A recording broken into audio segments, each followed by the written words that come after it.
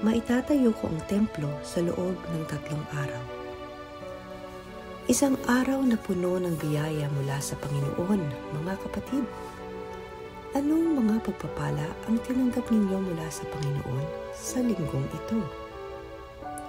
Tunay na isang pagpapala ang salitang pagbubulay-bulayan natin sa araw na ito mula sa Aklat ni Juan, Kabanata 2, talata 18 hanggang 21 mula sa Magandang Balita Biblia. Ito ang nasusulat. Dahil dito'y tinanong siya ng mga pinuno ng Hudyo, anong himala ang maipapakita mo upang patunayang may karapatan kang gawin ito? Sumagot si Jesus, gibain ninyo ang templong ito at sa loob ng 3 araw ay muli ko itong itatayo. Sinabi ng mga Hudyo, 46 na taong ginawa ang templong ito at itatayo mo sa loob lamang ng 3 araw?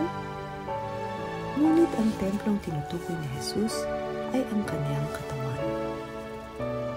Tinutukoy ng mga talatang ating binasa ang isang pag-uusap sa pagitan ni Jesus at ng mga Pariseo.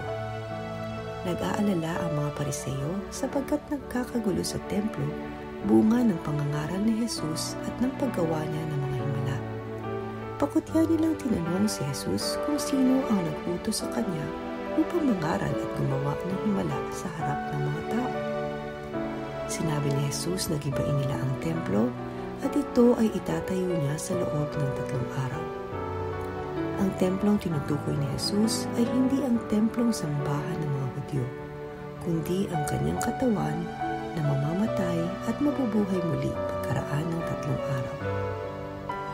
Hindi nauunawaan ng mga Pariseo ang sinabi ni Jesus, ngunit para sa ating mga mananampalataya, ang pagkamatay at pagkabuhay na muli ng Panginoong Jesus ay katunayan na siya ay gumagawa at nagsasalita mula sa kapangyarihang ipinagkaloob sa Kanya ng Diyos Ama.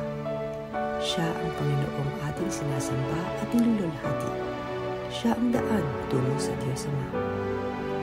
Tayo po ay manalangin. Aming Amang Banal, ang inyong mga paglingkod ay hindi karapat-dapat na lumapit sa inyo dahil sa aming karumihan. Igawad po ninyo ang kaawaan sa amin. Salamat po sa paghahandog ng inyong anak na si Jesus upang kami ay maligtas sa aming mga kasalanan.